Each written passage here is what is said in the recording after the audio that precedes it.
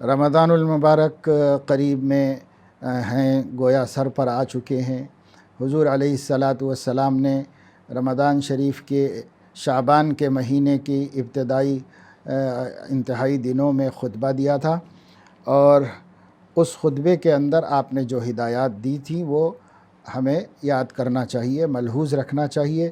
آپ نے فرمایا تھا کہ بہت برکت والا مہینہ، بڑی عظمت والا مہینہ ہمارے سروں پر آ چکا ہے، اور اس مہینے کی دنوں کے روزے اللہ نے فرض کیے ہیں، اور رات کی عبادتیں دن کے روزے اللہ نے فرض کیے ہیں، اور رات کی عبادت میں نے سنت قرار دی ہے۔ اس لیے رات کی عبادت ہے، اور رات کی عبادت سے مراد تراویح کی نماز ہے، اس لیے کہ تہجد اور باقی ساری نمازیں سال بھر میں رہتی ہیں، پورے سال میں ان کا حکم موجود ہے، لیکن رمضان میں خاص نماز، رمضان کی خاص نماز تراویح کی نماز ہے۔ تو رمضان کے دنوں میں روزہ رکھنے کا اور رمضان کی راتوں میں تراویح پڑھنے کا اہتمام کریں۔ اور حضور علیہ الصلاۃ والسلام نے فرمایا ہے کہ رمضان میں نفل عمل کا ثواب فرض کے برابر اور فرض کا ثواب 70 فرضوں کے برابر ملتا ہے، اس لیے اعمال صالحہ میں اضافہ کریں، نیکیوں میں اضافہ کریں، اور گناہ تو کبھی بھی نہیں کرنا چاہیے، رمضان میں خصوصیت کے ساتھ نہیں کرنا چاہیے۔ اسی طریقے سے حضور علیہ الصلاۃ والسلام نے فرمایا کہ یہ مہینہ غم خواری کا مہینہ ہے، اس لیے غریبوں، یتیموں، اپنے رشتہ داروں میں جو پریشان حال ہیں ان پریشانوں کی جو مدد ہو سکے رمضان میں، پورے رمضان میں کرتے رہنا چاہیے۔ حدیث پاک میں آتا ہے کہ حضور علیہ السلام کے بارے میں فرمایا گیا ہے کہ وہ ہمیشہ سے اجود الناس تھے، یعنی سب سے بڑے سخی تھے، لیکن جب رمضان کا چاند نظر آ جاتا تو آپ کی سخاوت تیز ہواؤں سے بڑھ کر ہو جاتی تھی۔ تو یہ سخاوت کا ہم بھی رمضان شریف میں اہتمام کرنا چاہیے۔ اللہ جو دے دے، جتنا ہماری گنجائش میں ہے اس میں سے برابر خیرات کرتے رہنے کا اہتمام کرنا چاہیے۔ روزہ داروں کو افطار کرانے کا بھی بڑا اجر ہے، اور حضور علیہ السلام نے یہ بھی فرمایا ہے کہ یہ صبر کا مہینہ ہے، اس لیے چڑچڑے پن سے، بحث مباحثوں سے، جھگڑوں سے اپنے کو محفوظ رکھنا چاہیے۔ روزہ کھانا پینا اور شادی شدہ لوگوں کا اپنی بیوی سے ملنا چھوڑ دینے کا نام ہے، صبح صادق سے لے کر غروب آفتاب تک۔ یہ 3 کام نہیں کرنے سے قانونی طور پر روزہ ہو جاتا ہے، لیکن روزے کا جو مقصد ہے اور اس کی جو قبولیت کی شان ہے وہ ہر لغو و لایانی کے چھوڑنے سے، ہر گناہ کے چھوڑنے سے حاصل ہوتی ہے۔ لعلکم تتقون، تاکہ تم پرہیزگار ہو جاؤ اور اللہ کے محبوب اور پسندیدہ ہو جاؤ۔ وہ صرف قانونی روزہ رکھنے سے نہیں حاصل ہوتا ہے، اس سے صرف فریضہ ادا ہوتا ہے۔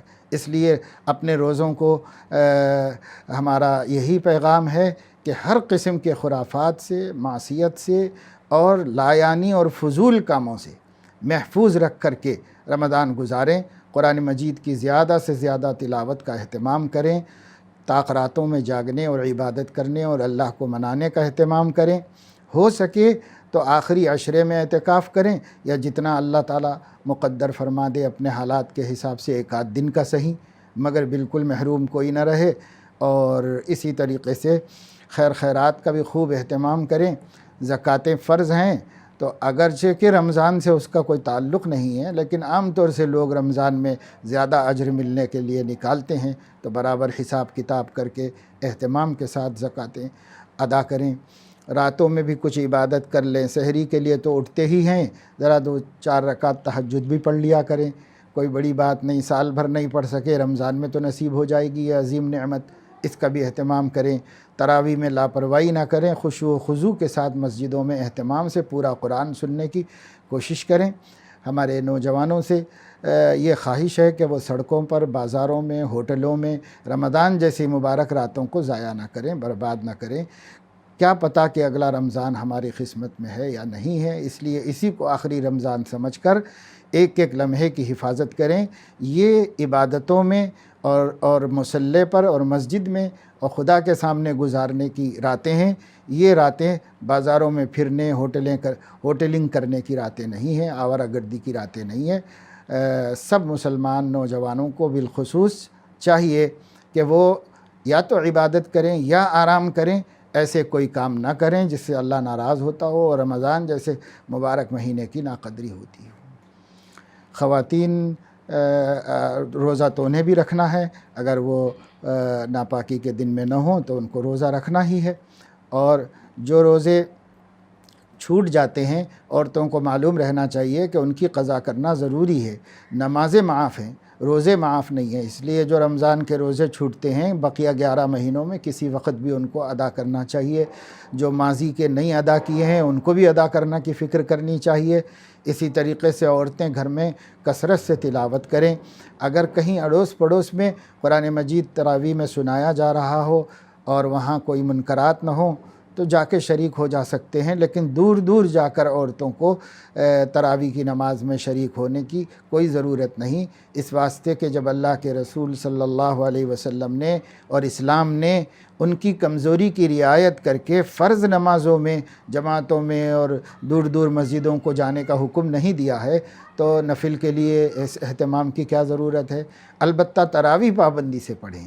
20 رکعت تراویح کی نماز مردوں اور عورتوں پر سنت مؤکدہ ہے، ترک کرنے والا گناہگار ہے، یہ ہمارے فقہ حنفی کی کتابوں میں لکھا ہوا ہے، اور اکثر مسلمان اسی فقہ کے جاننے ماننے والے ہیں، اس لیے ان کو سب کو چاہیے کہ 20 رکعت نماز کا اہتمام عورتیں بھی اپنے گھر میں کریں اور مرد بھی مسجد میں کریں۔ وہ پورا قرآن سن لینا بڑی سعادت کی بات ہے، اس لیے بلا ناغہ پڑھیں، وہ پورا قرآن مجید سنیں اور گھر میں تلاوت کا اہتمام کریں۔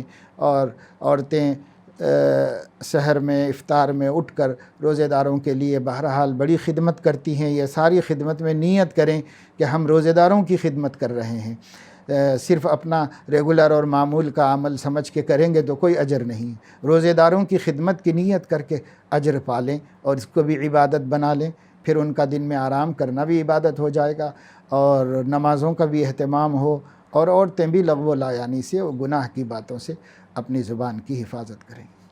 اللہ پاک توفیق عمل نصیب فرمائے اور ہم سب کو شب قدر کی بھی اور رمضان مبارک کے ایک ایک لمحے کی کما حقہ قدر کرنے کی توفیق عطا فرمائے۔